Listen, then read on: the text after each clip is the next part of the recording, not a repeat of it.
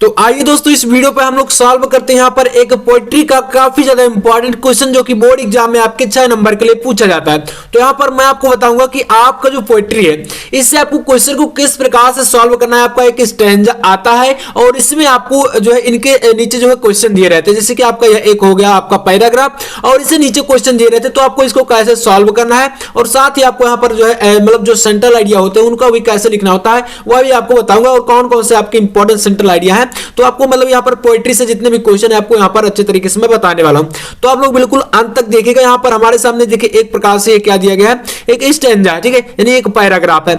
इसको पढ़ेंगे और इसके नीचे हमारे क्वेश्चन दिए गए हैं और इन क्वेश्चन का आपको आंसर कैसे ढूंढकर इसे लिखना है वह मैं आपको बताऊंगा, क्योंकि इसमें बहुत ज्यादा बच्चों की मिस्टेक होती है, यानी गलतियां इसमें करते हैं। तो ये तरीके मतलब आपको जान लेने, बाकी आप लोग इसको बहुत ही अच्छे तरीके से कर सकते हैं। और जो आपका 6 नंबर का ये आता है वो पोएट्री से आपका 4 नंबर का सेंट्रल आइडिया आता है, ये चीजें आपको क्लियर हो जाएंगी। देखिए क्या कहा गया यहाँ पर कि now we will count to 12। पहले इसको हम लोग पढ़ेंगे। देखिए यहाँ पर आपके बोर्ड एग्जाम में जब क्वेश्चन आएगा तो सबसे पहले आपको यही करना है कि पहले आपको उस जो आपका स्ट्राइक दिया गया है इसको पहले आप लोग पढ़िए अच्छे तरीके से और फिर आपको इसका थोड़ा सा हिंदी में अर्थ निकालना है कि मतलब ये यहाँ पर कह क्या रहा है। जैसे कह रहा है कि now we will count to 12, हम लोग 12 तक गिने, ठीक है।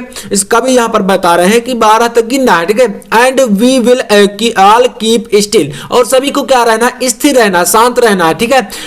For once on the face of the earth, पृथ्वी के हमें जो है चेहरे की तरफ देखना है और शांत रहना है। Let's not speak in any language, और हमें कुछ भी नहीं बोलना है, ठीक है। यहाँ पर क्या है, कोई भी मतलब यहाँ पर बोलना नहीं, बिल्कुल नहीं है, और बिल्कुल शांत रहना एकदम अच्छे तरीके से। और मतलब यहाँ पर आगे बताया गया कि let's stop for the 1 second, ठीक है, और 1 सेकंड के लिए क्या होना है, बिल्कुल stop. And not move our arms so much, यानी अपने जो है भुजाओं को या बोले तो मतलब शरीर को बिल्कुल हिलाना नहीं है इधर उधर, बिल्कुल शांत रहना है और 12 तक गिनना है, ठीक है। यहाँ पर क्या है, ये कीपिंग क्वाइट चैप्टर से आपका आप इसको पढ़कर थोड़ा बहुत समझ में आपको आ भी गया होगा ना। कीपिंग क्वाइट का मतलब है चुप रहो, और यहाँ पर इसी में बताया गया पहला आपका स्टैंजा इसी प्रकार से बहुत ज्यादा दोस्तों इंपॉर्टेंट है, ठीक है। देखिएगा यहाँ पर करके नाउ मैं दोबारा से नहीं पढ़ूंगा, यहाँ पर बता देता हूं कि कह रहा है जो कवि है वह कहते हैं कि यहाँ पर 12 तक गिनना है, इसके अलावा सभी को शांत रहना है पृथ्वी के चेहरे की ओर देखते हुए, और यहाँ पर क्या है, कोई भी हमें जो है भाषा इस्तेमाल नहीं करनी, मतलब कुल मिलाकर शांत रहने के लिए बताया जा रहा है। और यहाँ पर अपनी भुजाओं को नहीं हिलाना, मतलब अपना शरीर भी इधर उधर नहीं हिलाना, बिल्कुल स्थिर, ठीक है, स्थिर तरीके से। स्थिर मतलब आप समझ रहे हैं ना, कुछ भी एक भी मोशन नहीं होना चाहिए, कोई भी गति आपके जो है शरीर के अंतर्गत नहीं होना चाहिए, ठीक है। तो ये आपका मतलब एक प्रकार से आपने समझा कि यहां पर क्या बताया जा रहा है, ठीक है। आप देखिए इसके नीचे क्वेश्चन आपके यहां पर दिए रहते हैं, जैसे ये क्वेश्चन है, 3 क्वेश्चन आपके बोर्ड एग्जाम में आएंगे और उनमें से जैसे मैं आपको एक क्वेश्चन पेपर भी दिखा देता हूं। क्वेश्चन पेपर जैसे हमारे पास ये क्या बोर्ड एग्जाम का 2022 का एक क्वेश्चन पेपर है। अब इसमें क्वेश्चन किस प्रकार से आते हैं बोर्ड एग्जाम में यहाँ पर पोएट्री के अंतर्गत, तो चलिए मैं आपको थोड़ा सा दिखा देता हूं। जैसे यहाँ पर आपका पोएट्री स्टैंजा कहां पर स्टार्ट होता है, तो ये आपका लास्ट में रहता है, जैसे यहाँ पर, हाँ ये आपका है। जैसे कह रहा है कि ए थिंग्स ऑफ ब्यूटी, यहाँ पर एक थिंग्स ऑफ ब्यूटी से आया है और इसको आप यहाँ पर देखिए 6 नंबर का है ना, 6 नंबर 3 गुणे 2, तो 6 नंबर का आता है। इसमें आपके ये 3 क्वेश्चन है, तो इन्हीं के नीचे आपके 3 क्वेश्चन, इसको सॉल्व करना होता है। और यहाँ पर सेंट्रल आइडिया 4 नंबर के, 10 नंबर का पोएट्री से पूछा जाता है। तो यहाँ पर आप लोग देखेंगे, इसको देखिए कैसे सॉल्व करना है। तो यहाँ पर आपके सामने क्वेश्चन दिया गया, पहला क्वेश्चन कह रहा है कि name of the poem and the poet, यानी दोस्तों आपको इस कविता का नाम बताना है और इनके जो कवि हैं उनका नाम बताना है। तो बहुत ही देखिए आसान सा क्वेश्चन, जब आप लोग इसको पढ़ेंगे और पहचानेंगे तब इसका आप लोग आंसर दे देंगे एकदम चुटकियों में, है ना। तो चलिए इसका हम लोग आंसर लिखते हैं पहले क्वेश्चन का। एक क्वेश्चन को समझेंगे बिल्कुल अच्छे तरीके से ना। तो हमने क्या देखा कि ये जो कविता है हमारी, ये क्या है, कीपिंग क्वाइट है इसका नाम, इस चैप्टर का नाम, ठीक है। और यहाँ पर इसके जो कवि है वह कौन है, तो ये इनके कवि का नाम है पाल्वो नेरुदा, है ना। तो यहाँ पर इसका जो फर्स्ट का आंसर होगा, तो हम लोग इसका आंसर नीचे लिखते हैं। यहाँ पर इसका आपका आंसर यहाँ पर देखेंगे तो इस प्रकार से देखिए, यहाँ इसी प्रकार सॉल्व करना है आपको, ठीक है। अब यहाँ पर इसका आंसर क्या हो जाएगा, तो लिखेंगे कि the poem is a keeping quiet, यानी कि जो हमारी कविता है वह क्या है, कीपिंग क्वाइट है। तो लिखेंगे कि द, ठीक है, द पोएम इज। अब यहां पर देखिए, अगर कीपिंग क्वाइट को आप ब्लैक पेन से लिखना चाहे तो लिख सकते हैं, बाकी अगर नीले से चाहे तो आप नीले से भी लिख देंगे, ठीक है। तो यहां पर हो जाएगा KEEPING, keeping, QUIET, keeping quiet, है ना। इसको आप लोग इस प्रकार से कॉमा के अंदर, तो ये कीपिंग क्वाइट हो गया। एंड द पोएट, यानी कि कवि कौन है, एंड द पोएट, यानी कवि का नाम भी हमें बताना है। तो and the poet, T and the poet is, कवि है कौन, तो पाब्लो नेरुदा, यानी कि PAV पाब्लो नेरुदा है ना, NERUDA। तो ये हमारा जो है फर्स्ट का जो है आंसर हो जाएगा, है ना। तो यानी कि name of the poem and poet क्या है, तो यहाँ पर आपकी कविता क्या है, कीपिंग क्वाइट है, एंड द पोएट कौन है, तो कवि है हमारे पाब्लो नेरुदा, है ना। तो ये आपका फर्स्ट का आंसर हो गया, ठीक है। सेकंड क्या कह रहा है कि how long does the poet want to stay still, है ना। तो कवि क्या है, यहाँ पर क्या बता रहा है कि कवि जो है कितनी देर तक स्थिर रहने के लिए कहता है, ठीक है। तो यहाँ पर आपका जो सेकंड क्वेश्चन, देखिए क्वेश्चन को समझिएगा और इसका आप लोग अर्थ जब समझेंगे तभी आप यहाँ पर समझ जाएंगे। जैसे how long does the poet want to stay still, यानी जो कवि है, ठीक है, जो पोएट हैं वह क्या चाहते हैं, यानी कि कितना देर तक जो है स्थिर रखना चाहते हैं। हाउ लॉन्ग डज, यानी कितनी देर तक या कितने समय तक कवि जो है स्थिर रहने के लिए बोलते हैं, तो या रहना चाहते हैं। तो यहाँ पर सेकंड का देखिए आंसर लिखेंगे, तो यहाँ पर आपको इस प्रकार से लिखना है आंसर नंबर। अब दूसरे का लिख रहे हैं तो दूसरा का यहाँ पर लिखेंगे, तो यहाँ पर आप लोग फर्स्ट डाल दीजिए अन्यथा कंफ्यूजन ना हो। तो यहाँ पर जो कि जो कवि है वो उन्होंने कितनी देर तक बोला था, तो कहा था कि यहाँ पर आपको 12 तक काउंट करना है, 12 तक गिनना है। तो आपको यहाँ पर मतलब कुल मिलाकर 12 तक गिनना है और तभी तक जो है आपको स्थिर रहना है, यानी कि आपको 1 सेकंड के लिए बिल्कुल साइलेंट हो जाना है। तो यहाँ पर लेस्ट स्टॉप फॉर 1 सेकंड, ठीक है। तो यानी कि आपको 12 तक गिनना है और 1 सेकंड बिल्कुल आपको साइलेंट। तो इस प्रकार से आप लोग देखिए इसका आंसर कैसे देंगे, तो यहाँ पर लिखेंगे द पोएट से, ठीक है। द पोएट मतलब कि जो कवि है वह सभी से कह रहे हैं, ठीक है। तो यहाँ पर लिखेंगे कि द पोएट, है ना, द पोएट, और इसके बाद क्या है यहाँ पर आप लोग कर सकते हैं सेज, यानी कहते हैं। द पोएट से ईच, यानी कि सभी से, ईच वन ऑफ ONE, ठीक है, वन ऑफ अस टू।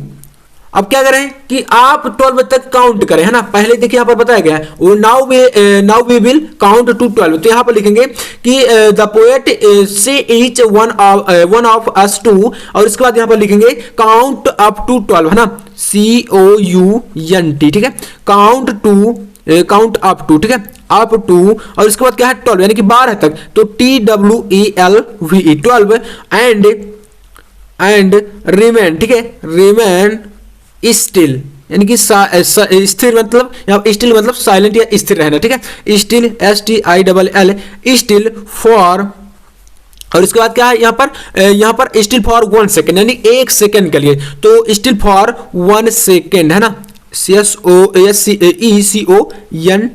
ठीक है। तो 1 सेकेंड, तो मतलब यहां पर आपका इसका आंसर हो जाएगा कि the poet said each one of us to count up to 12 and remain still for 1 second, यानी कि सभी लोग 12 तक गिने और बिल्कुल एकदम स्थिर रहे, ठीक है।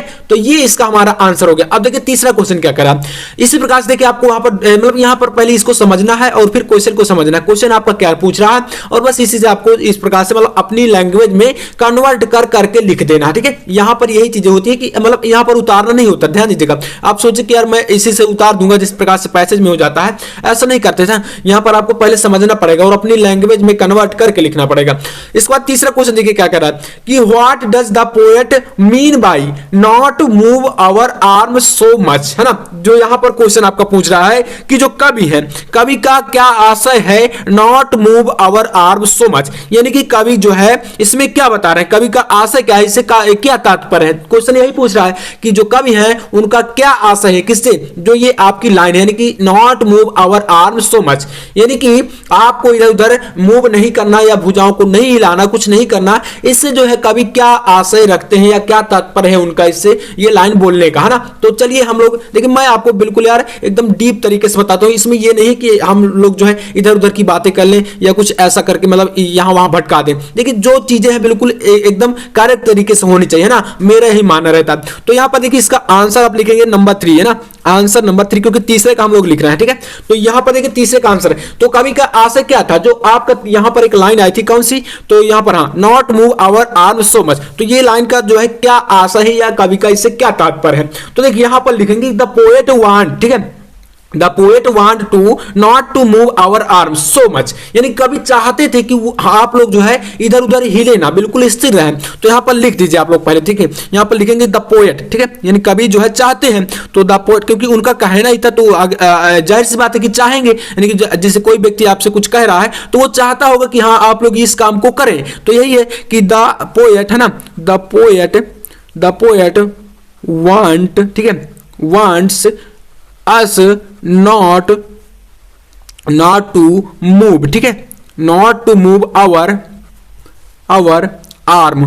आर्म्स सो मच, ठीक है। ये तो हमारी लाइन हो गई जो हमें यहां पर बताना है, आर्म सो मच। अब इसका रीजन क्या है, मतलब कि क्यों चाहते थे, तो यहां पर आप लोग लिखेंगे बिकॉज मतलब क्योंकि, है ना, क्योंकि देखिए ये तो आपका हुआ कि the poet want us not to move our arm so much, यानी कभी चाहते हैं कि आप जो है इस प्रकार के नियम का पालन करें, अपनी जो गति को स्थिर रखें, अपनी भुजाओं को या इधर उधर कुछ हिलना नहीं है आपको, तो ऐसा क्यों चाहते थे, ठीक है। तो यहां पर अब इसका हम लोग रीजन देंगे, तो यहां पर लिखेंगे बिकॉज, ठीक है, बिकॉज VECAUSE, ठीक है, बिकॉज।